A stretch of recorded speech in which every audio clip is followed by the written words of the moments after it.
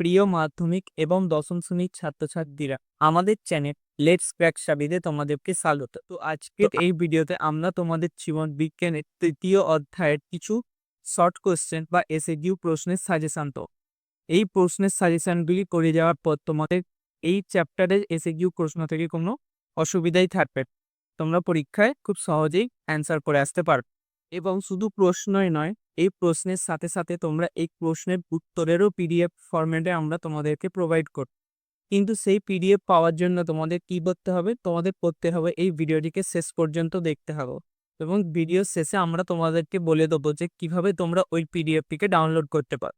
তো তোমরা অবশ্যই ভিডিওটিকে শেষ পর্যন্ত দেখো।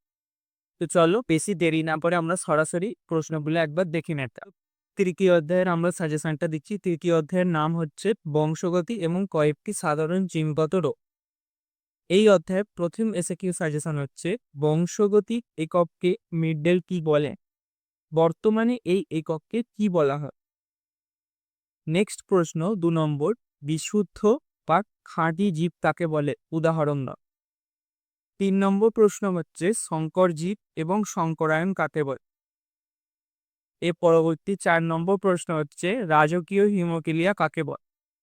এখানে আমরা যে কটি প্রশ্ন দিচ্ছি সেগুলো খুব গুরুত্বপূর্ণ, তাই এমন ভাবো না যে আবার এই সাজেশনেরও তোমরা সাজেশন পাও। ঠিক আছে, নেক্সট 5 নম্বর হচ্ছে প্রকরণ কাকে বলে এবং এর কারণ। 6 নম্বর প্রশ্ন হচ্ছে প্রকট ও প্রচ্ছন্ন বৈশিষ্ট্য কাকে বলে। 7 নম্বর প্রশ্ন হচ্ছে প্রকটতা কাকে বলে এবং এর উদাহরণ দাও। 8 নম্বর প্রশ্ন হিমোফিলিয়া রোগের কারণ উল্লেখ করো। নেক্সট 9 নম্বর হচ্ছে জেনেটিক্স বা সুপ্রজনন বিদ্যা কাকে বলা হয়। 10 নম্বর পিতামাতার বৈশিষ্ট্য অকত্বে সঞ্চারিত কেন হয়। তার মানে তোমরা বুঝতে পারছো খুবই ইম্পর্টেন্ট এখানে প্রশ্নের সাজেশন। পরবর্তী প্রশ্নে আমরা চলে যাচ্ছি। 11 নম্বর প্রশ্ন হচ্ছে মেন্ডেলের এক সংকর জনন পরীক্ষায় ফিনোটাইপ ও জিনোটাইপের অনুপাত কত। 12 নম্বর হচ্ছে হোমোজাইগাস বা সমসংকর জীব কাকে বলে। 13 নম্বর প্রশ্ন বর্ণান্ধতা কি ও এই রোগের কি কি লক্ষণ দেখায়।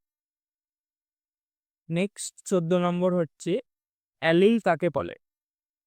নেক্সট 15 নম্বর প্রশ্ন হচ্ছে ফিনোটাইপ ও জিনোটাইপ কাকে বলে। আর লাস্ট 16 নম্বর প্রশ্ন হচ্ছে মেন্ডেল তার পরীক্ষার জন্য কেন মটর গাছকে বেছে নিয়েছে। তো মাত্র এই 15 থেকে 16টি প্রশ্ন তোমরা যদি ভালো করে প্র্যাকটিস করে যাও, তাহলে তোমাদের এই চ্যাপ্টারের সমস্ত রকমের প্রশ্ন রেডি হয়ে যেত। যদি ভিডিওটিকে ভালো লেগে থাকে তাহলে ভিডিওটিকে অবশ্যই লাইক করো এবং চ্যানেলটিকে সাবস্ক্রাইব করো। তো এরপরে আসি আমরা সবচেয়ে ইম্পর্টেন্ট একটা কথা, যেটা হচ্ছে কিভাবে তোমরা এই সাজেশনের পিডিএফটিকে ডাউনলোড করো। পিডিএফটিকে ডাউনলোড করার জন্য তোমরা এই ভিডিও ডেসক্রিপশনের নিচে যাও, সেখানে গিয়ে দেখো পিডিএফ লিঙ্ক বলে সেখানে একটা লিঙ্ক দেয়া, সেই লিঙ্কটি ট্যাপ করে তোমরা খুব সহজেই সেখান থেকে এই পিডিএফটিকে ডাউনলোড করে নিতে পারো। তো ভিডিওটিকে ভালো লাগলে চ্যানেলটিকে সাবস্ক্রাইব, আবারও বলছি লাইক ও বন্ধুদের সাথে শেয়ার করো। দেখা হচ্ছে এরকমই আরও সাজেশনের পরবর্তী ভিডিও।